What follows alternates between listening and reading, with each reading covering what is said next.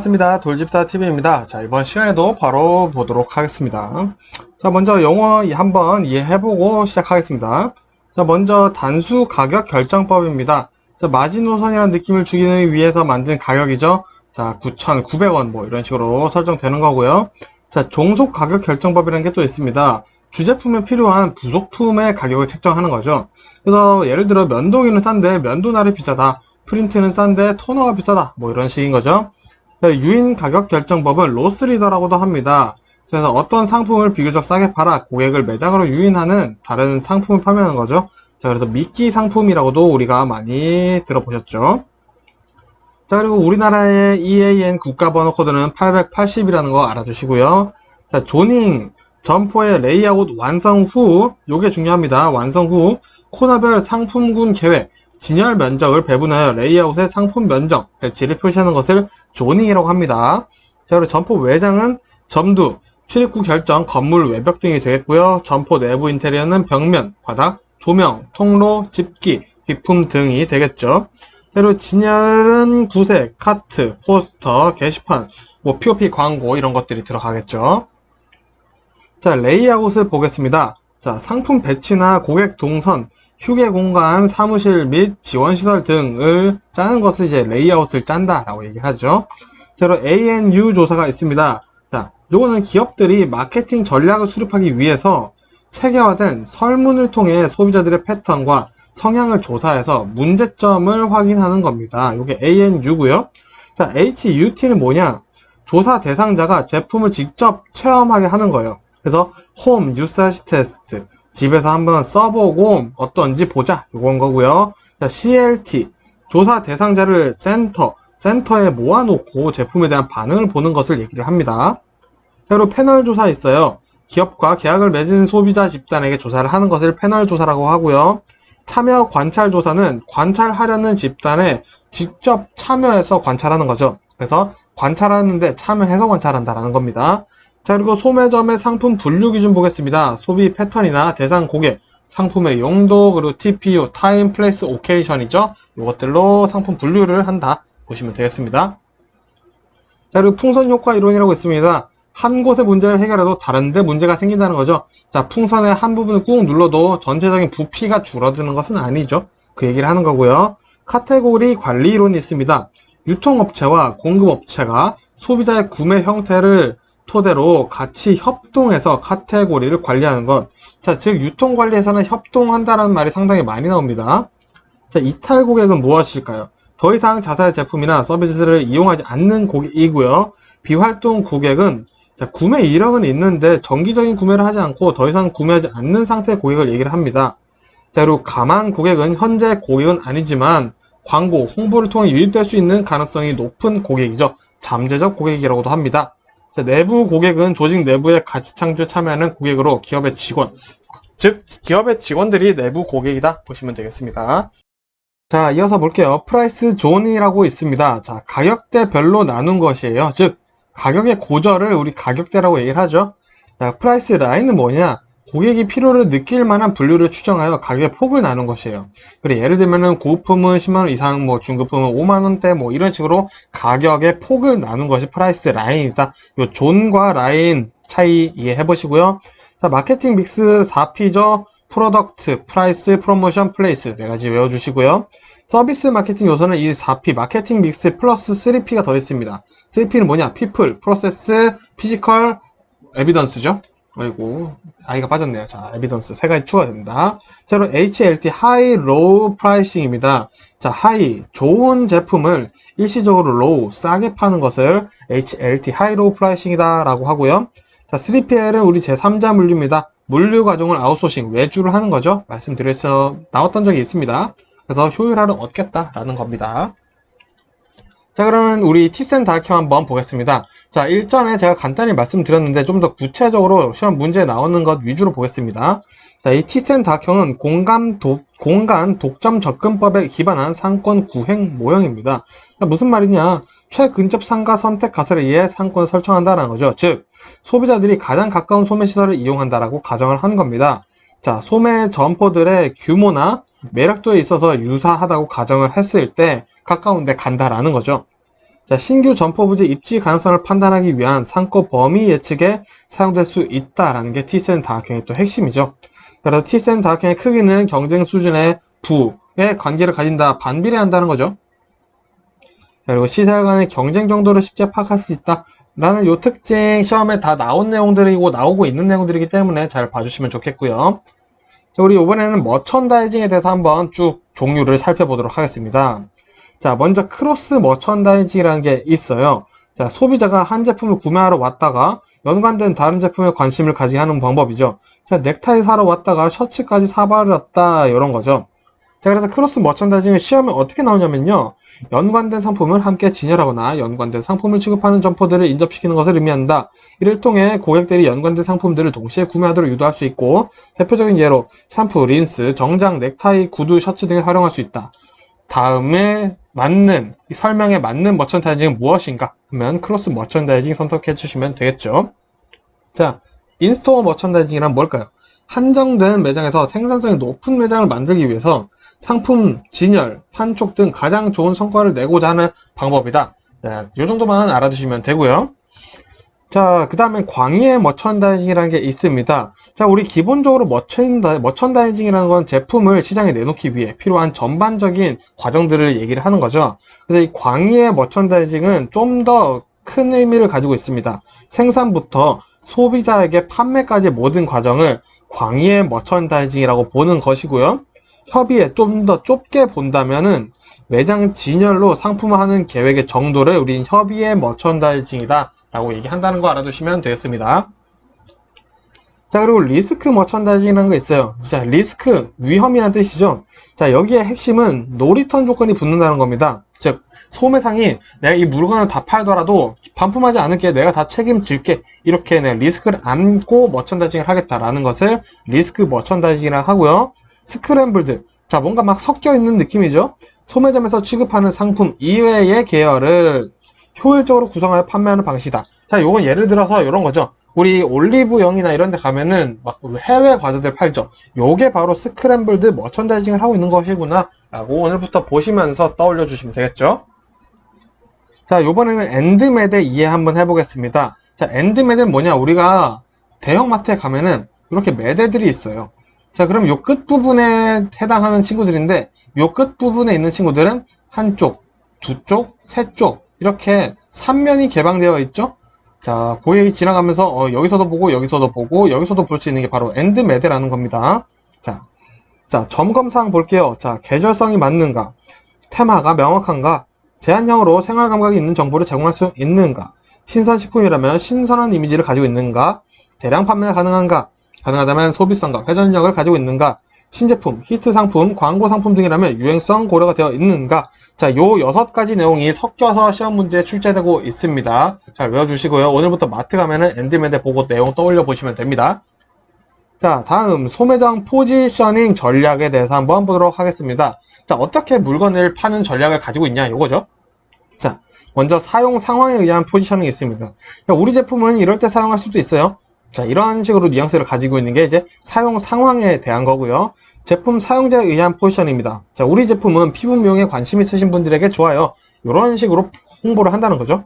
그리고 경쟁적 포지셔닝. 자, 우리 콜라가 진짜 콜라입니다. 자, 상대방을 굳이 까지는 않지만 까면서도 홍보를 하는 거죠.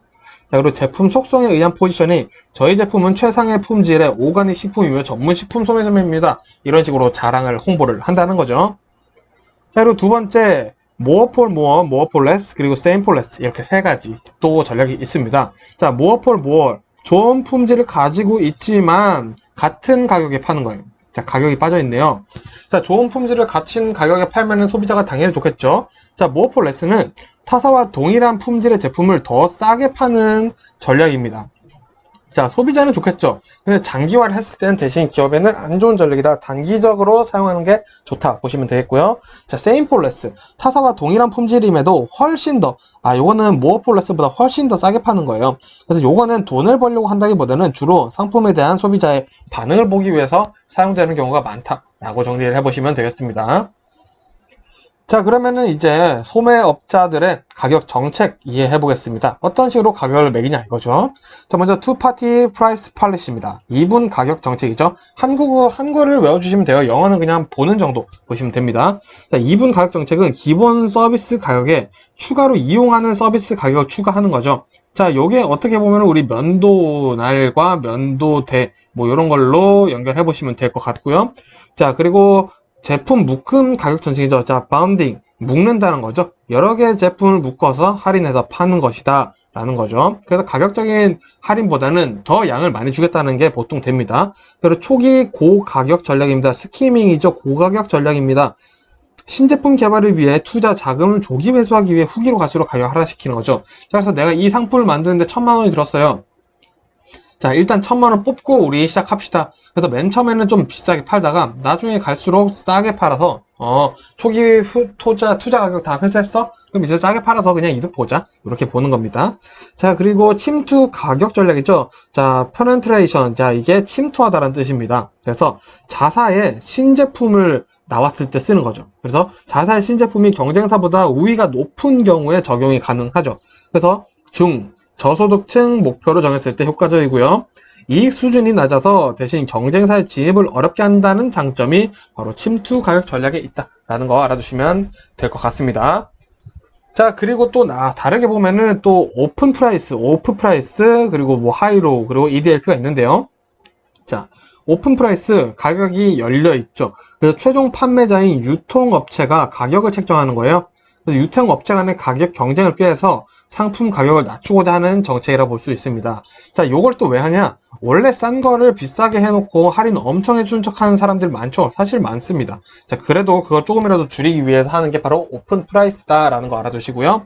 오프 프라이스는 통상 가격을 벗어난 상점이나 메이커의 브랜드들을 싸게 파는 거예요. 그래서 오프 프라이스는 보통 아울렛 스토어에서 많이 이루어진다라고 보시면 됩니다.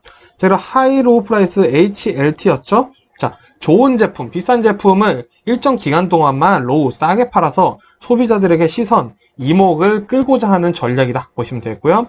자, EDLP, 에브리데이 로우 프라이스죠. 그래서 항상 염가, 싼 가격으로 팔겠다는 저가 전략으로 이거는 수익을 내겠다라는 것보다는 말씀드렸지만 시장의 점유율을 꾀하겠다라는 전략이라고 기억을 해주시면 되겠습니다.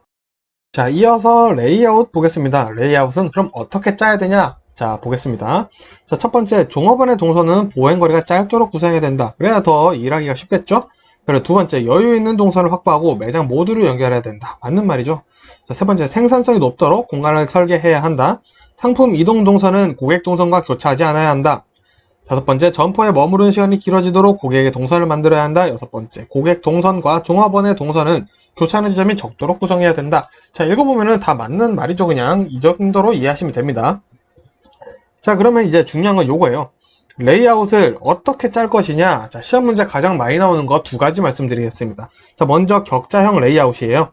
자, 진열 기구들이 직각 상태로 되어 있습니다. 자, 직각 상태로 배치하면은 가장 효율이 많고 그리고 가장 많이 사용하는 방법이라고 우리 옛날 영상에서 공부를 했었죠. 그래서 이 격자형 레이아웃은 매장 진열 구조 파악이 용이합니다. 그리고 재고 및 안전관리 용이하고요. 통로 낭비가 적어서 반복적으로 상품을 진열하기 좋죠. 그래서 어느 건물에나 적용할 수 있어서 건물 코스트가 낮아지고요. 통로 낭비가 적어 면적을 유용하게 사용할 수 있고 많은 상품 진열이 가능하다. 자, 격자형 레이아웃을 많이 쓰는 이유가 있겠죠. 자, 그러면 자유형 레이아웃은 어떤지 보겠습니다. 자, 진열기구, 비품이 말 그대로 자유롭게 배치되어 있어요.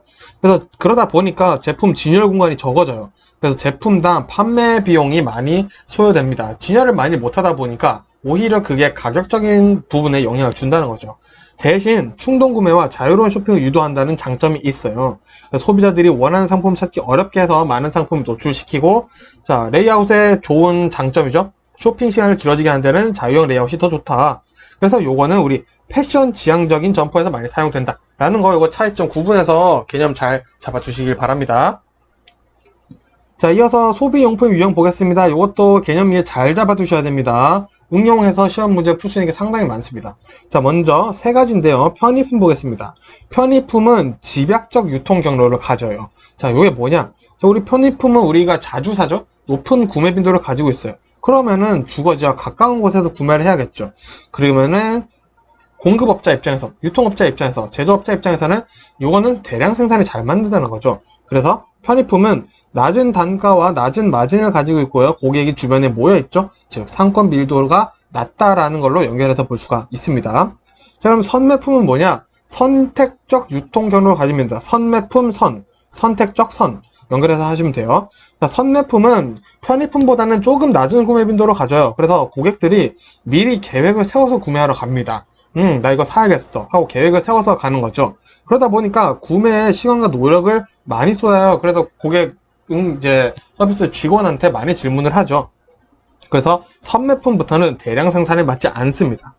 자, 전문품은 그럼 좀 더 심해지겠죠? 전문품의 전속적 유통 경로의 전입니다. 자, 가장 낮은 구매 빈도로 가져요. 자, 그래서 높은 단가 하지만 높은 마진을 가지고 있죠. 그래서 여기서는 브랜드 상표가 중요한 역할을 합니다. 우리 저 같은 경우는 개인적으로 가전제품은 LG를 좋아하는 편입니다. 이런 거죠. 그래서 선매품보다 더 많은 계획과 시간, 노력을 투자를 해요. 질문도 더 많아지겠죠? 그러다 보니까 이 전문품은 상권이 굉장히 넓어요. 고객이 여기저기서 오겠죠. 고객이 분산되어 있어요. 그래서 상권 밀도는 낮지만 상권 범위는 굉장히 넓다라는 개념 잘 이해해 보시면 될 것 같습니다. 자, 그러면은 소비자의 구매 행동 유형을 좀 더 이해해 보겠습니다. 자, 두 가지로 볼 수 있어요. 얼마나 관여를 하는지, 상품을 살 때 얼마나 관여를 하는지 두 가지인데요. 저관여 구매 행동부터 보겠습니다. 자, 푸시 마케팅 그리고 광고 도달 범위를 넓게 한다라는 특징을 가지고 있습니다. 자, 소비자가 재화나 서비스에 대한 관심이 적어요. 관여가 적은 거죠. 그래서 중요성도 떨어져요. 그래서 구매 전 정보 탐색을 많이 굳이 안 합니다. 예를 들어서 우리가 휴지 사러 가는데 엄청난 검색을 하고 가지는 않죠. 그래서 가격대가 낮고 습관적으로 소비하는 제품일수록 저관여 구매 행동이 많이 나타나요. 편의품에서 나타날 수밖에 없겠죠. 자, 그럼 고관여 구매 행동 뭐냐? 관여를 많이 하는 거죠. 그래서 풀 마케팅이 들어가고요. 광고 도달 범위를 좁게 하는 게 더 좋습니다. 그래서 소비자가 구매 전에 많은 시간과 노력을 기울여서 정보 탐색을 아주 적극적으로 수행하는 경우예요. 그래서 비교적 고가이면서 구매 빈도가 낮고요. 브랜드 간 기능이나 디자인 차이가 뚜렷할수록 고관여 구매 행동이 나타납니다. 그래서 전문품이나 선매품부터는 고관여 구매 행동이 나타난다 라고 이해를 해주시면 좋을 것 같습니다. 자, 그래서 정리를 해보면은 고관여 구매 행동은 복잡한 구매 행동을 가지고 있어요. 그래서 고관여 소비자가 최초 구매를 하거나 브랜드별 상품 차이가 큰 경우 일어나고요. 부조화 감소 구매 행동이 납니다. 그래서 내가 어떤 특정 브랜드에 충성도가 있어서 반복 구매를 하거나 브랜드별 상품 차이가 만일에 작다 라고 한다면은 고관여 구매 행동을 하는데 영향이 적어질 수 있다라는 거죠. 자, 그리고 저관여 구매 행동 보시면은 습관적으로 구매를 해요. 편의품이죠. 그래서 브랜드별 상품 차이가 굳이 엄청 크지 않기 때문입니다. 그리고 다양성을 추구하는 구매 행동을 보인다는 거죠. 언제? 브랜드별 상품 차이가 오히려 큰 경우에는 저관여 구매 행동에서도 브랜드 때문에 구매하는 형태가 달라질 수 있구나 라고 보시면 될 것 같습니다. 자, 그래서 이번 영상은 여기서 마무리하겠고요. 끝에 편의품, 선매품, 전문품 잘 이해하시면 따라오는 내용들이 상당히 많기 때문에 꼭 잘 공부를 해주시길 바랍니다. 저는 다음 영상으로 인사드리겠습니다. 고생 많으셨습니다.